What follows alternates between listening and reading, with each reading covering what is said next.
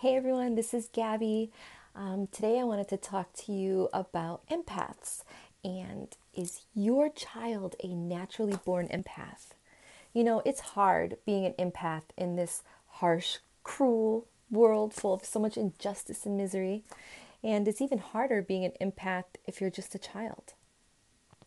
A child may have these random feelings, and you may not even know why your child feels so deeply about everything. And you may notice that your child is getting influenced by the emotions of other people. You know, it's important that you embrace this gift and show your child guidance and support. For you, the parents, this is crucial for you to know that your child needs your support. Your child needs you. Here are some signs for you to know to see if your child is an empath, a naturally born empath. Number one, they find it hard to make lots of friends. They don't want to surround themselves with too many people. And they're happy with just a few loyal friends that they have. Number two, they get affected by the emotions of other people. They can pick up on your emotions. If you are stressed or worried, they can feel it.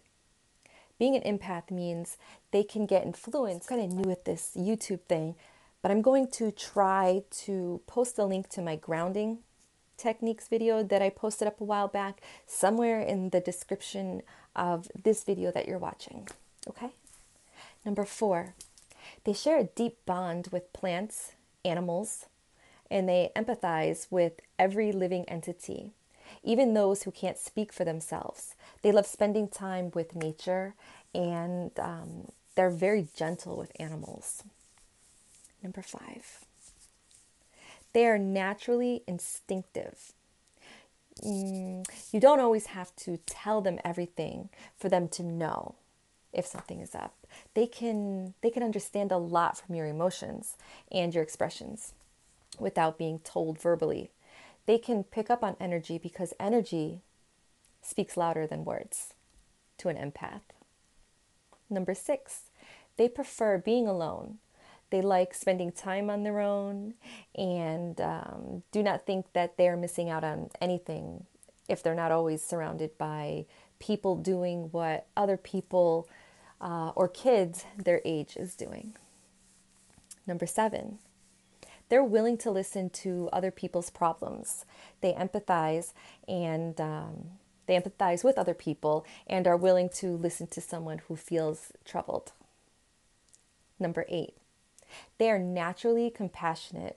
They are kind and compassionate and always think about others. They tend to be less self-centered, less service to self than most children their age. Number nine, they tend to avoid family get-togethers. They don't like crowds and huge gatherings, and they try to avoid any person who keeps asking them irrelevant questions. They are very uncomfortable to be put in such situations and would rather spend the day home doing, whatever they do, their own thing. Number 10, they react strongly to movies or books. They are known to cry when something bad happens to the characters in the movie or book and rejoice when the fictional world is saved. I noticed my daughter had empathy when she was about 2 years old. We were watching King Kong, and at the end of the movie, he gets killed, and she started to cry and say, "Monkey died? Monkey died?" It was so sad to see her express that emotion of King Kong getting killed. So again, children with empathy, they feel very deeply for these characters, even though they may know none of this is real. Number 11, they constantly feel left out. They don't really feel in sync with their friends and family. It's kind of they kind of feel like the oddball, like they just don't fit in. They're too mature for children their own age and too immature for some adults and older teens. Number 12, in a large crowd, it makes them feel too stimulated because they get affected by the emotions of others. They are absorbing everybody's emotion. Again, this is why it's important to learn how to ground and to learn grounding techniques. Being around people, too many people, activates their senses to an overdrive. They feel so uncomfortable in such situations. Number 13, they do not like loud noises. They prefer solitude and peace and quiet. And loud noises tend to drain them. Number 14, they feel all emotion very deeply. They find it hard to let things go, and they get affected by their emotions way too much. It's hard to cheer them up if they have experienced something traumatic and or sad, and it takes them longer than most to move on.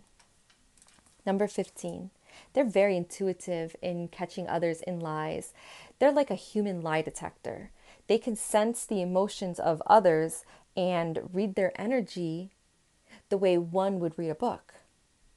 And by the same logic, they also know when someone is lying or not. So don't try to hide things from them or keep them in the dark, because they will know and it will only hurt them. Thank you for watching. I hope you enjoyed the video. Please comment below if you think that your child is a naturally born empath. I would love to hear your story, and I would love to hear why you feel that your child may be a naturally born empath. And again, I'm going to try to post that link in the video. If by any chance I can't, I will at least post the name of the video so you guys can search for it and watch it. Please remember to like and share and subscribe. Much love and light, everybody.